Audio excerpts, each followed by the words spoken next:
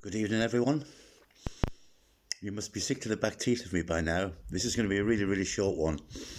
I've for many, many years, I've wrote stage plays, and I've wrote verse, and I started about a couple of months ago to write short stories, and I'm really, really enjoying it, and it's so liberating because there's no particular structure like a poem or a play, and I'm actually working on two at the same time, and my whole daily pattern is just completely thrown out of kilter, in the sense that I'll be inspired, and any creative person actually listening to this, I'm sure you actually experience the same thing. I have moments of inspiration, and I just can't stop when it's actually flowing out of me, all the ideas and the forms and so on, and I can be actually sat at the writing desk for like a day and a half, 2 days, with no sleep, with a very small amount of food, and I'm just doing it, and then I go into my bedroom and I collapse, just bang, straight out, and sleep the sleep of the blessed. And I sometimes wake up, for example, the last week I woke up at like one day I woke up at midnight, so I must have gone to bed at about like 4 o'clock in the afternoon. The other day I woke up at 7 p.m. The following day, I don't know, it just gets all out of kilter altogether.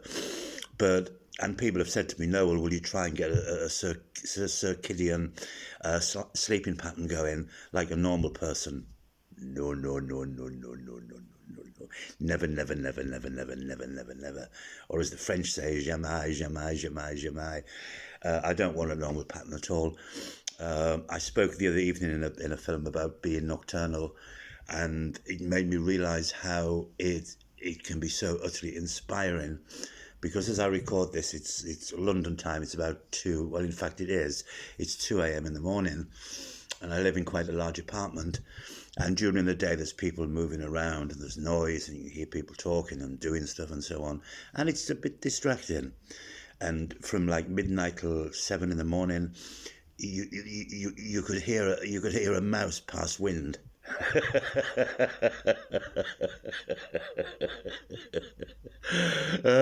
Thank God you're laughing, Noel, because no one else will be.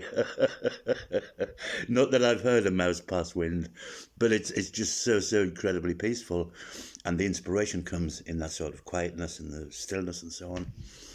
It's a very, very strange process, and I've studied artists in whatever form, whether composers, painters, writers, whatever, and this process of inspiration just strikes when it does, and you can't control it, and it gets to the point where if there's anyone of a sensitive nature, will you please actually go away and actually watch something on the TV or something, or do a crossword puzzle, but don't listen to the next. That's a warning. Anyone of a sensitive nature, please go away. The inspiration strikes when it does, and we have no control over it. The creative process is just like, it's referred to as the muse, and it just strikes you and you have to fulfill it and do it. And in that process, sometimes one forgets to go to the bathroom and actually groom oneself and wash oneself. So you can be sitting for days and days and days, and you haven't even washed your face or anything. And there's all this hullabaloo at the moment about, in Britain they say, hands, face and space. You know, so when you go to the grocery store, you go anywhere, you've got to come back, you've got to wash your hands. And at one time, it actually went that you wash your hands, and whilst you're washing them, you sing, "Happy birthday to you, happy birthday to you." And people were doing it, folks. People were actually doing it. They were going out with masks on, they were going out with face visors on, and gloves on the hand. And I had a woman come round for dinner one evening, and we've known each other for a number of years, but not closely. It's not really an essence connection, but it's a friend. And she came round for dinner. It was about 6 o'clock in the evening. She's got blue plastic gloves on. She's got a mask on her face. She's got something on her head. I thought, no, how are you going to get out of this one, Noel, for fuck's sake? And she came in, and she was noticeably keeping a distance. And I said, I know that I'm a writer and I don't bother washing myself, but it's not that bad. And she's just like, she was here for about 3 hours, and it was a nightmare. And every time I moved to do something, she's actually keeping a distance and so on. And I don't know why she's bothered about COVID, because she's about 87 years of age. You know, and she's absolutely terrified of the thing. And she's into this this Chinese thing, this Tai Chi, I think it's called. And she went out and into the garden, which is overlooked by a number of neighbours. And this 87-year-old woman started doing the Tai Chi, and she interspersed it with like kung fu movements, with the gloves on, with the mask on. And I just wished, and I stood at a distance, obviously at a large distance, and I just wished the ground would open and take me. She's there doing it. So the moral of the tale, be very, very careful and be very, very shrewd as to who you invite round for dinner, especially during a pandemic. And she went, and it was just like, wow, wowee, gone she is. Wonderful. And she then invited me round the next day for some lamb chops. And she said, you've got to have gloves on, you've got to have a mask on. I said, I've got a bit of influenza. You know, not COVID, influenza. Can't make it. Never heard anything after that. So that was that. So the purpose of this video, film, whatever you want to call it, is to relate a story by the Russian writer Anton Chekhov. And the preamble has gone on for 6.5 minutes. And I still haven't got into it. I think I should actually change the title of my channel from Life, Love and Literature Joyeux Noël to Talking a Glass Eye to Sleep. It would obviously be far more appropriate. But the Chekhov story is as follows, and it's called The Wager.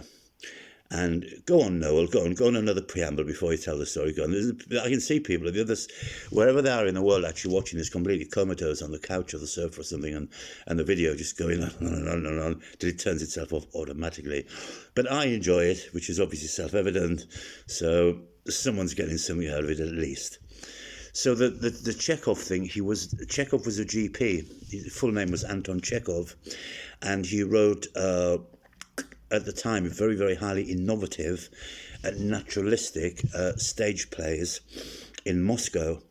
And the most famous, which are obviously still performed today, are The Cherry Orchard, The Seagull, and The Three Sisters. And all of them have also been made into movies. But Chekhov also wrote stories, and he worked as a GP from about the age of 25 to early 30s, a number of years, and then he stopped to become a professional writer, and he died at 40, which is really, really no age to die, is it? But most people are dead already, because obviously nobody's watching these things, so I presume everyone is dead, and the pandemic has taken its toll, and I'm just sitting here like a character from a Samuel Beckett play, incarcerated in a room in the middle of nowhere. Could be anywhere. But yeah, Chekhov died at 40, and he actually got pneumonia or something, and he was about 300 miles away from his home in Moscow and his family. Excuse me. And his body was actually put in a train with lots and lots of frozen bags of seafood or something. This is actually a true story. And the seafood was like in one part of the container, and Chekhov's corpse was in the other. It's unreal, isn't it? It's absolutely true. You can check it. Just check out and do Wikipedia, Anton Chekhov. And he was dead at the age of 40. And he wrote this incredible short story called The Wager. And I'm going to summarize it in less than a minute and get it right down. Two guys, and one of them they have a wager. And one says to the other, I will give you, in rubles, it would be like the equivalent of English, like £5 million or something. So he says, I'll give you £5 million if you go into that shed at the bottom of the garden and you sit there for 2 years and you don't come out, and I will bring your food to you 3 times a day, but you mustn't come out of the shed. And the man says, okay, 2 years, 24 months, I'll actually do it. And he goes into the shed and nobody sees him. His food is left outside the door, and the 2 years pass, and this emaciated skeleton walks out. And in the shed, there's lots and lots of books, and there's lots and lots of writing, and the skeleton is in rags. And he approaches the man who he's had the bet with, and the man says, "Here's your 5 million. I can't think of the freaking Russian currency. I'm sure there's people in Russia listening to this thinking, look at that loser idiot. I said ruples. It's obviously not ruples, is it? Russian. I'm not going to go on for another half hour trying to figure out what the Russian currency is. So, as you know, I'm a super idiot, so that doesn't really matter whether I know what the Russian currency is or not. So you can look it up if you want to find out. So he went up with his 5 million pounds, we'll say, to give to the man. And the man stood there, and he said, "I don't want it. Don't want your money." He said, "The only thing I want to do in the world is go back in that shed from actually where I've been for the last 2 years. I don't wish for anything else." And his friend was stupefied, because this man had achieved not only happiness but rapture and bliss in his shed with his books and with his papers and things, and he refused the 5 million pounds. So that's a summary of a short story called The Wager by Anton Chekhov. And anyone who would like to take a further interest in Chekhov, there's there's volumes of his collected stories. I think he wrote about a dozen or 15 or something, and they're very, very good. And the most famous one is The Lady with the Lapdog, which I'm sure that all fans of Chekhov will have heard of. So signing out. Bye for now, everyone. Bye.